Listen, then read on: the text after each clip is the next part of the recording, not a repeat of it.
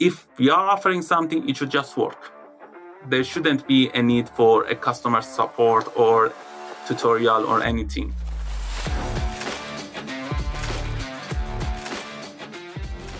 Hello and welcome to the second season to the Multilingual Content Podcast, where experts discuss international content management, product localization, and global expansion.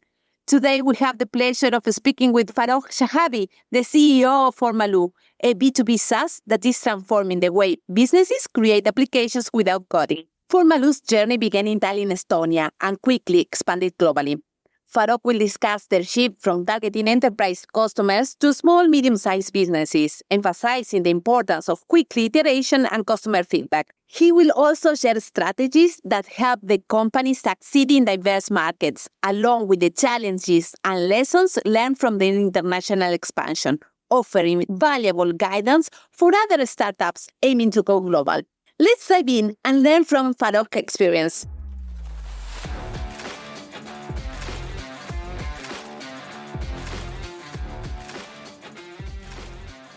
Hello, Farokh, and welcome to the Multilingual Content Podcast. How are you today? Thank you very much. Glad to be here.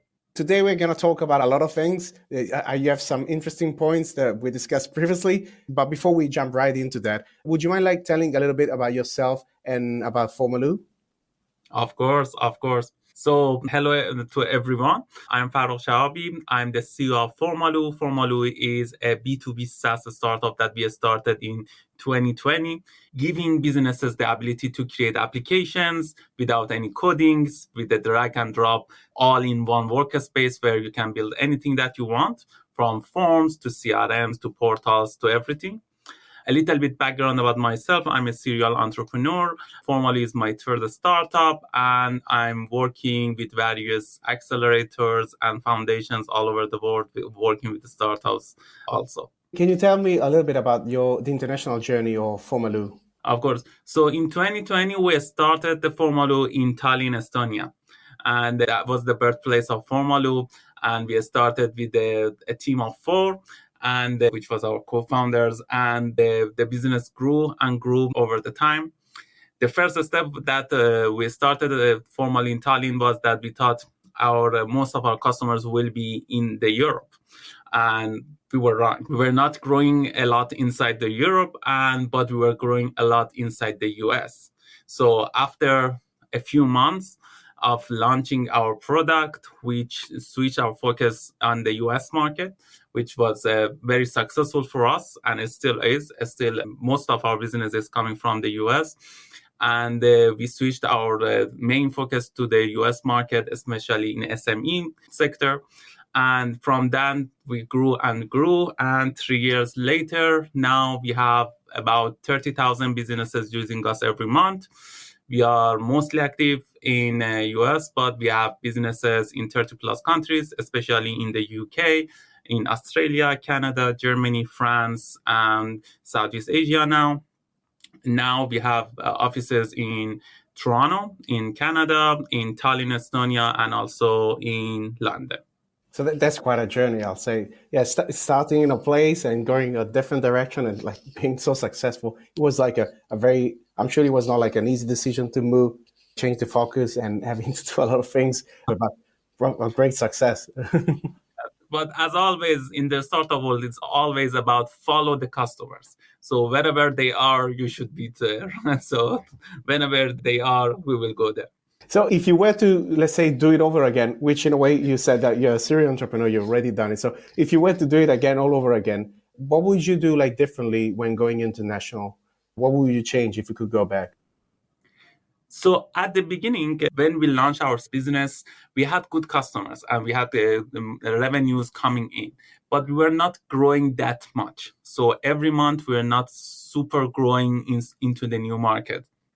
And every new client that we got it slowly with a lot of referrals until they trusted us, because we were a new business, a young business, and trusting a new young business, especially for large enterprises, is hard. And back then, our focus was working with data analytics team, data scientist teams inside big enterprises. And we waited a long time, more than that we should, to see that, okay, we are not growing in this market. So maybe we should change something. And we waited more than a good amount of time to pivot to a new idea. But after that we saw that we are not growing the way that we like to. We pivoted, didn't work, and we pivoted again on new ideas and test ideas right after each other.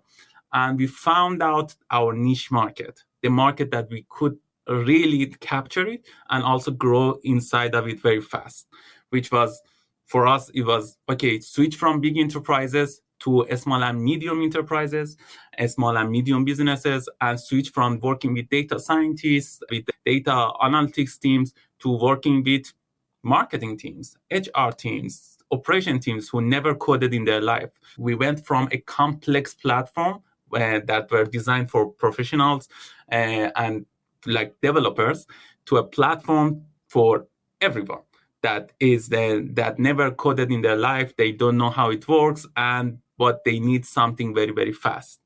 That switch, it took us time, more time than we should, because we were waiting. And it's not a good thing for startups to wait. Startups should try new things one after another until they hit a right tone, hit a good spot that they are growing. And after that, when we found where we are shining, word of mouth kicked in. And we got a lot of new customers based on word of mouth, based on what we call PLG, product-led growth, where we offered our service for free. We had the free version and we have the paid version, and the free version had our branding on it. And that way, when our customers used us, it helped us grow. So basically, we turned our customers into ambassadors because we didn't have money back then as well. We didn't do any advertisement, any Google ads or any marketing campaign. And we focus on getting customers from our original customers. And that's work for us. So apart from the last thing you said about PLG and using the customer as an ambassador, if like something must have worked, like something that you think worked well the first time around, so even if you were to do it all over again, you would do exactly the same. Is there anything like that? Yeah, one of the mistakes, because again, Formaloo is my third startup and fifth company in general. And I made a mistake in every single one of them except for Formaloo. So that's one of the things is that in all of my previous company, I worked a lot on the product with our team. So we spent a lot of time creating a fully ready, functional, bug-free product that was perfect. And then we spent months on it, and then we launched it, and nobody bought it. We had like less customers, and we have a very few customers that we had, but we spent months on it. And after we launched, we saw that our target customers, our ICP, ideal customer persona, they told us, okay, we don't need this module. Could you change that module? We don't need that. We need something that we couldn't think of back then because we didn't have the expertise on that level.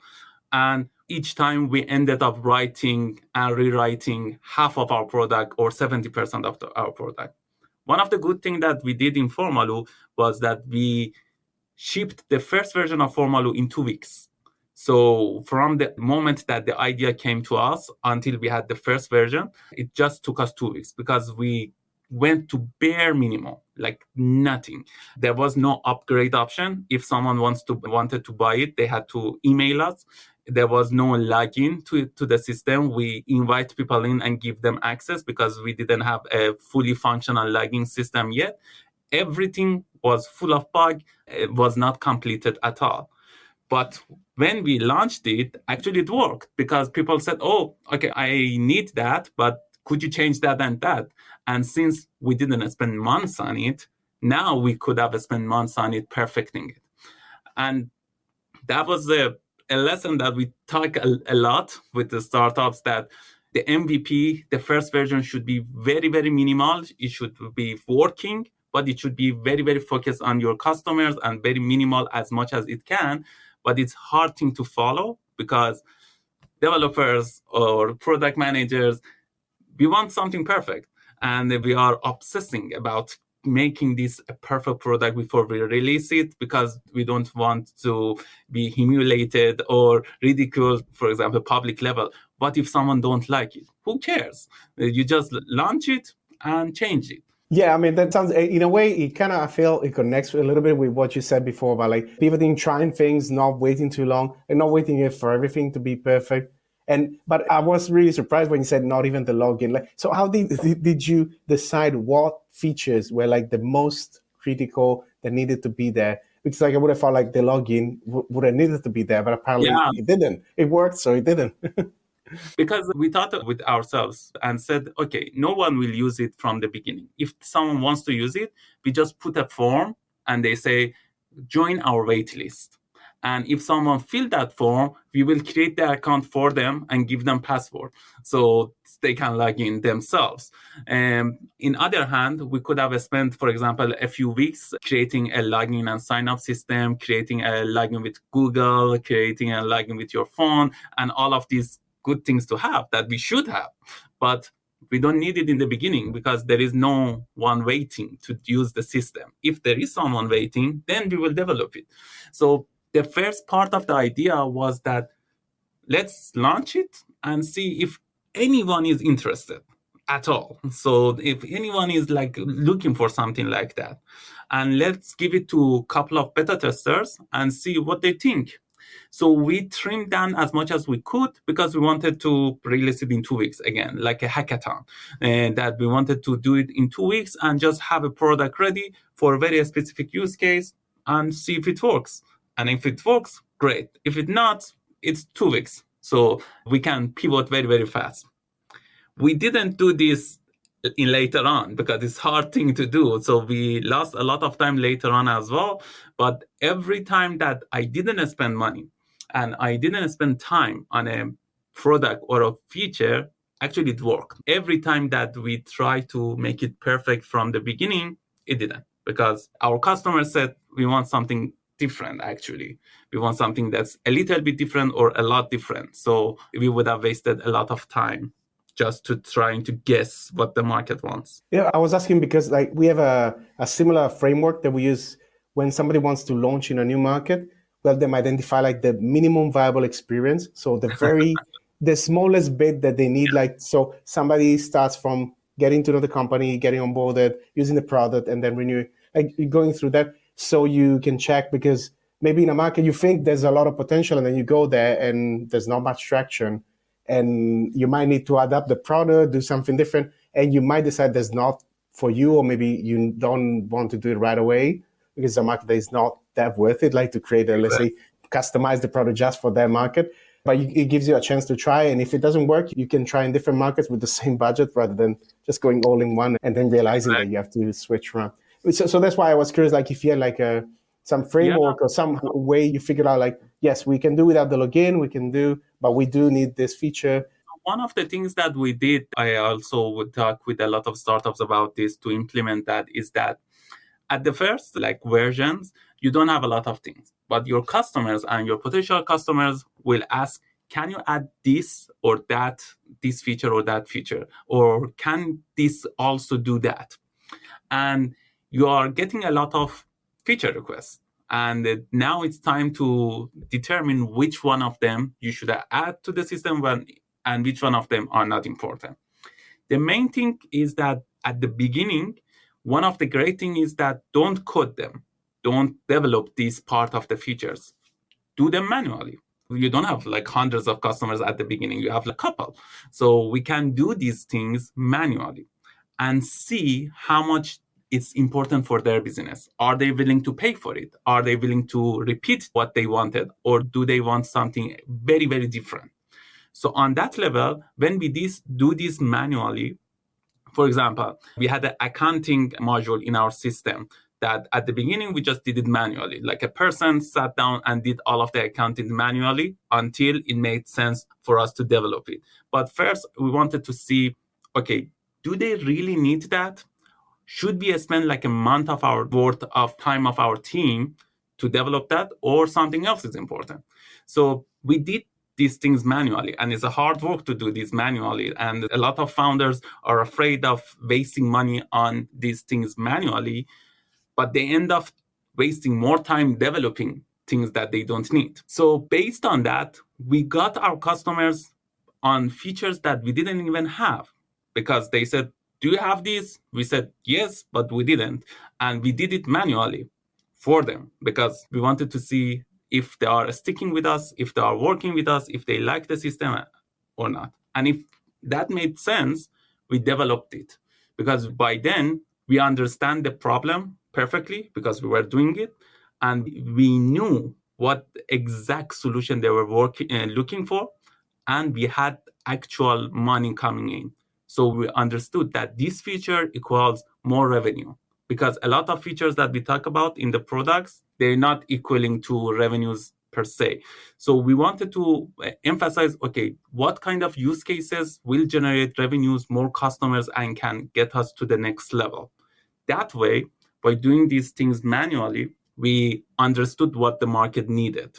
And whenever we saw that by adding these features, nothing is changing, we are not growing on that direction, we said, okay, this is not working for us. We are not developing that anymore. So on one hand, you might want to, you're active in cases where you're active in different markets. Each market probably has specific needs. So how do you balance, on one hand, the fact that you want to have like a product that is the same across all the countries, like a global product, and on the other hand, you want to obviously cater to the needs of the different specific markets, especially the most important ones from a, let's say, revenue point of view? So that's one of our main challenges even today. I still have this issue for us because we have a wide variety of not only countries, but industries. And industries for us is bigger than countries because our use cases in, for example, Germany are similar to what they want in the US as well, and very similar to what they want in Japan.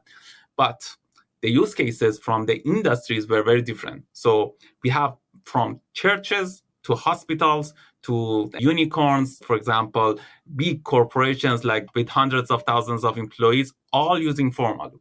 Each one of them, from a team of 2 to a team of like 20,000, they have different needs and they want to do something very, very different inside Formaloo. So we did a few things to understand how we can make this better. One of the things that worked for us, it was that we said, okay, instead of us guessing what our customer want, we give them the power. We created a group, a community of our customers and potential customers. And we said, okay, you can suggest features to Formaloo. And we created a built-in public roadmap that they can suggest new features to us. They can say what exactly their suggestions, what they want, and they can see each other's suggestions and vote on it. And based on those votes, we understood, okay, how many people really need that? And we collected all of that. For example, if I remember correctly, in 2023, we got about 4,000 something suggestions. So 4,660 different suggestions that people voted on. And that's a huge number. And we have to pick because we cannot develop all of them.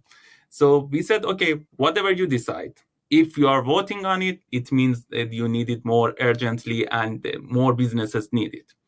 That helped us because a lot of our customers started talking to each other and understanding each other's use cases. So the suggestions were not something simple. They were something like accurate that we can act on. And the next part of the challenge was that, okay, we have all of these suggestions, we have all of this feedback, but what people really need, why are they making these suggestions? There is a famous saying, I think it's from Ford, that says, if I ask people to what they want, they would have said faster horses instead of cars. So we have to find exactly the same phenomenon in startups as well. So they give us feedback, they give us their suggestions, but what caused them to send us that suggestion? What is their need and the background that we can answer? And our solution, the feature that we will develop, should answer those kind of needs. Based on that, we proposed what we are going to build, and people, again, vote on it and say, okay, we like it, we don't like it, here how you can make it better. So this community really helped us to grow in different industries, especially in industries that we didn't know how we can grow.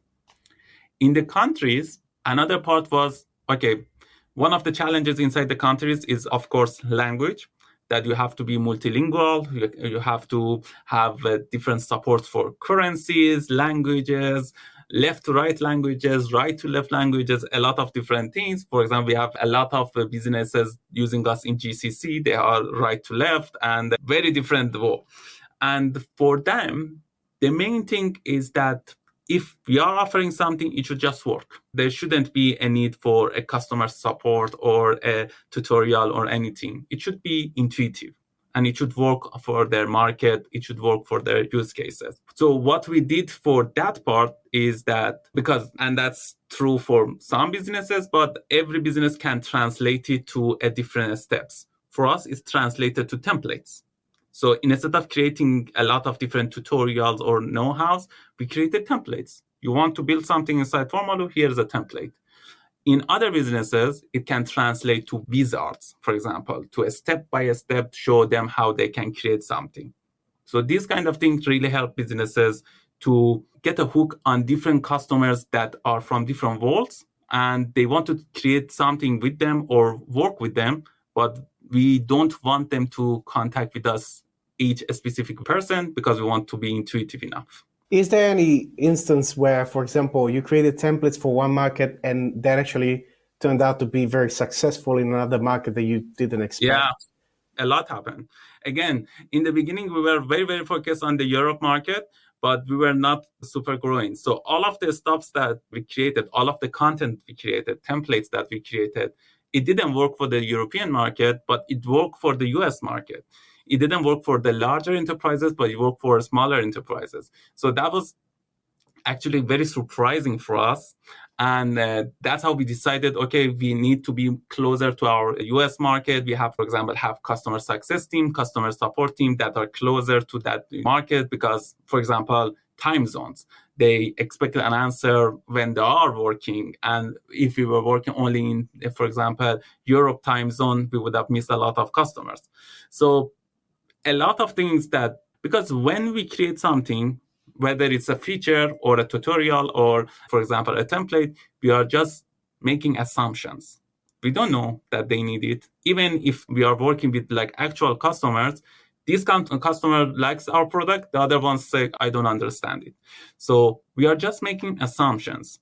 But the good thing about startups is that because we can be agile and we can be more agile than established players that they cannot change their ways. There are a lot of protocols and procedures on how to create new things. We can try new things. We can just try it and put it to the world and test it. And if that didn't work, okay, let's delete it. If it worked, great. That's a very good attitude, I would say. Yeah. Yeah.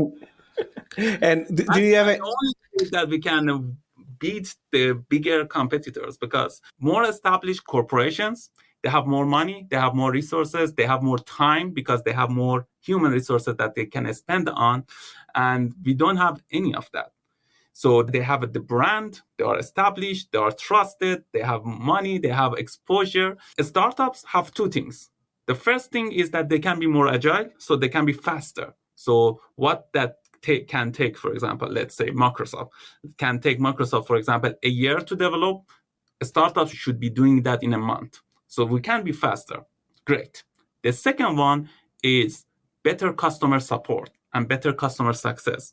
They are big ones, so they cannot provide very exclusive customer support and taking care of their customers because they have a lot of customers. Startups, we don't. So we can spend much more time on each and every customer that we have to give them and welcome them to use our platform and welcome them to our family of community.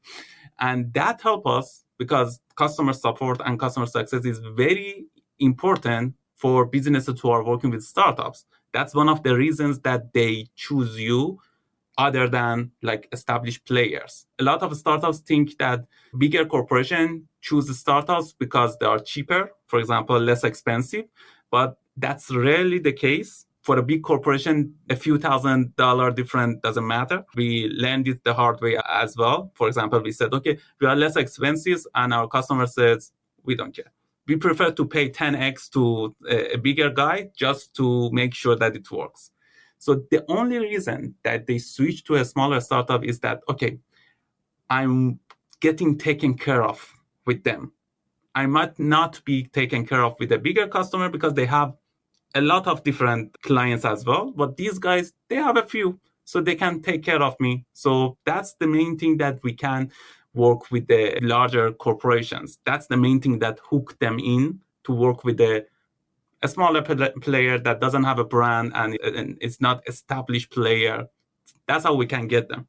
Yeah, it's so interesting, like you turning the things around rather than having to rely on, because you said you usually don't have big resources to go out and spend a lot of time on that. That's the only weapon that a small startup has. That's the only two weapons that we have. Everything else, the bigger corporations, they have it better.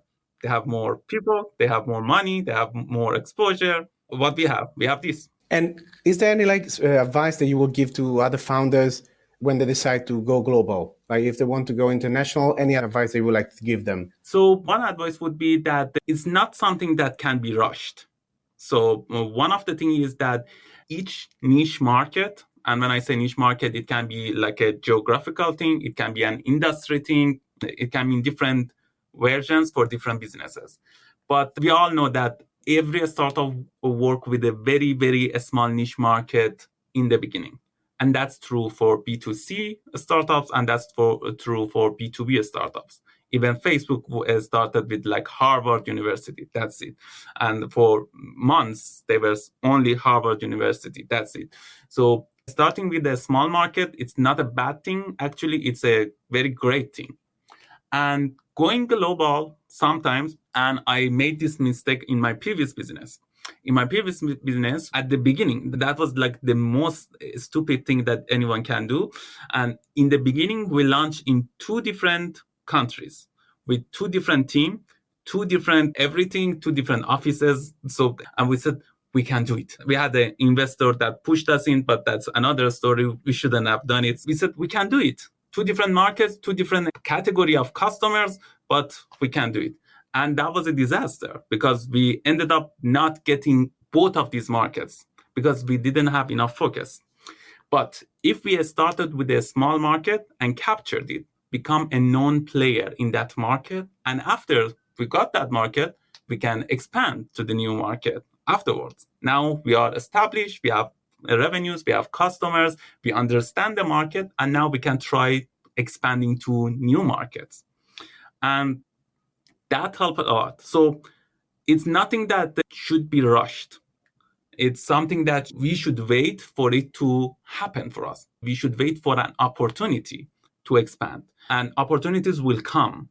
New customers will come, new partnership opportunities will come that help us grow into new markets. It's not something that in a startup, especially in very early stages, that say, okay, now we will go to a new, very different market. Even unicorns, when they do that, for example, last year there was a story of a very big Japanese unicorn that they wanted to expand. Now that they had the Japan market, they want to expand to the US. They spent, I think, close to $1 billion on marketing inside the US. And after 6 months, they said, okay, we are shutting down. It didn't work. So it's not something that can be rushed. We have to find opportunities on, okay, where we can grow. For us, for example, we saw that, okay, we are growing inside the US. And for example, this year, we saw that we are growing in the UK. We didn't force it.